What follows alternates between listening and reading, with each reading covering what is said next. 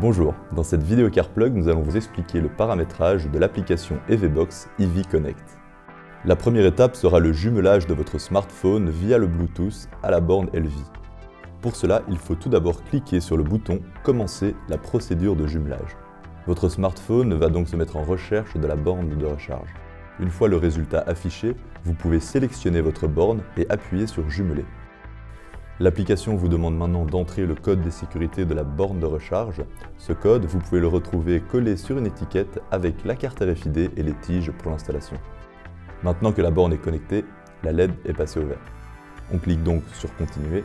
Nous arrivons dans ce menu qui reprend 4 rubriques, le contrôle d'accès de la borne, le paramétrage des cartes, le paramètre de la borne et le mode installateur.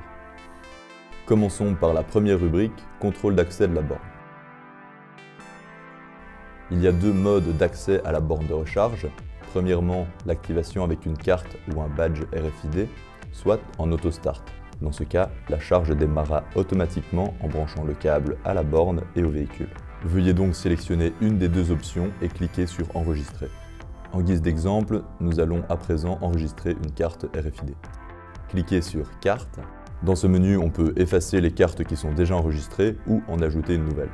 Donc pour ce faire, il y a deux méthodes, soit manuellement, soit en scannant le code RFID de la carte de recharge.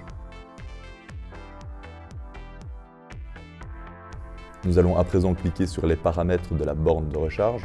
Dans ces paramètres, nous retrouvons 4 onglets différents. La configuration LED, la connexion au Wi-Fi, renommer la borne de recharge et la réinitialiser. Dans la configuration LED, très simplement, il y a la possibilité de changer la luminosité ou d'arrêter tout simplement le LED de la borne. Encore une fois, sélectionnez la configuration souhaitée et cliquez sur Enregistrer. Dans le paramétrage de la connexion Wi-Fi, cliquez simplement sur Connecter au réseau Wi-Fi pour rechercher un nouveau réseau. L'application se met donc en recherche d'un réseau Wi-Fi. Pour se connecter au Wi-Fi, très simplement sélectionnez votre réseau, appuyez sur Continuer et ensuite rentrez le mot de passe de votre réseau Wi-Fi. Votre borne est à présent connectée au Wi-Fi. Si vous avez un modèle LV avec la 3G et que votre borne ne se connecte pas au Wi-Fi, automatiquement elle se connectera au réseau 3G. L'option « Renommer la borne de recharge » vous permet de changer le nom de la borne afin de la retrouver plus facilement. Pour l'exemple, nous allons l'appeler CarPlug et on constate à présent que dans les paramètres, il est écrit le nouveau nom de notre borne de recharge. L'option « Réinitialiser la borne de recharge » vous permet de rétablir les paramètres par défaut de la borne. Cette option entraînera également le redémarrage automatique de la borne.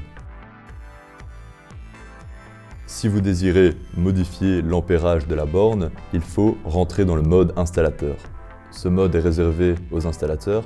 L'application nous demande une nouvelle fois de rentrer le code de sécurité et d'accepter les éventuels risques encourus. On retrouve dans ce menu les différents paramètres avancés de configuration de la borne. Je sélectionne à présent courant de charge afin de modifier le courant de sortie. Par défaut, il est enregistré sur 32 A et vous pouvez via cette option rentrer l'ampérage souhaité de 6 à 32. Pour finaliser la configuration, veuillez cliquer sur Enregistrer. Ce tutoriel est à présent terminé. Merci beaucoup pour votre attention. Si vous avez des questions, n'hésitez surtout pas à nous contacter. À très bientôt dans une prochaine vidéo.